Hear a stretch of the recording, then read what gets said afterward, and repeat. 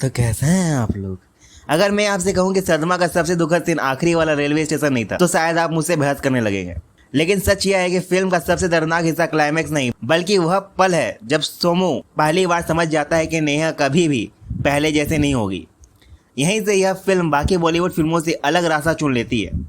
उस दौर में लगभग हर फिल्म किसी न किसी बड़े विलन के इर्द गिर्द घूमती थी, लेकिन सदमा का विलन कोई इंसान नहीं, यहाँ असली विलन है किस्मत। एक सड़क दुर्घटना, एक मानसिक आहत और समाज की वह सोच जो किसी कमजोर इंसान को सबसे आसान शिकार बना लेती है।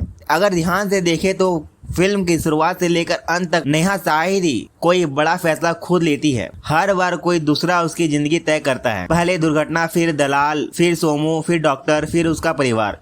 यह सिर्फ एक किरदार की कहानी नहीं बल्कि उस इंसान की कहानी है जिसकी अपनी पहचान उससे छीन ली गई है। अब जरा सोमू को देखिए। हम अक्सर उसे एक प्रेमी के रूप में देखते हैं, लेकिन फिल्म उसे कभी हीरो की तरह पेश नहीं करती। वह गुस्सा भी करता है, परेशान भी होता है, कई बार थक भी जाता है। यही बात उसे असली बनाती है। वह किसी फिल्मी सुपरमैन की तरह नहीं बल्कि एक आम आदमी की तरह व्यवहार करता है, जो हर दिन खुद को समझता है कि शायद कल सब ठीक हो जाएगा, शायद कल सब ठीक हो जाएगा। सबसे दिलचस्प बात यह है कि फिल्म उनके रिश्तों को कभी नाम नहीं देती, दोस्ती, प्यार, जिम्मेदारी या सिर्फ इंसानियत। डायरेक्टर जानबूझकर इसका जवाब नहीं देता, क्योंकि जैसे ही रिश्ते को कोई नाम मिलता है दर्शक उसे उसी नजर से देखने लगेंगे। लेकिन सदमा चाहता है कि आप रिश्ते को महसूस करें, परिभाषित नहीं। एक और बात शायद आपने कभी नोटिस नहीं की होगी, फिल्म में जब भी नेहा खुश होती है कैमरा अक्सर उसके चेहरे के बहुत करीब आ जाता है, लेकिन जैसे जैसे सोमू उसके भावनात्मक रूप से जुड़ता लगता है कैमरा दोनों के बीच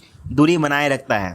यह सिर्फ सिनेमाटोग्राफी नहीं बल्कि एक विजुअल मैसेज है कि दोनों एक दूसरे को बेहद करीब होकर भी एक अलग दुनिया में हैं। अब बात करते हैं उस क्लाइमैक्स की जिसने बारे में हर कोई बात करता है। लोग कहते हैं कि नेहा सोमू को भूल गई, लेकिन असली सवाल यह नहीं है कि उसने उसे क्यों नहीं पहचाना। असली सवाल यह है कि अगर वह पहचान भी लेती तो क्या होता।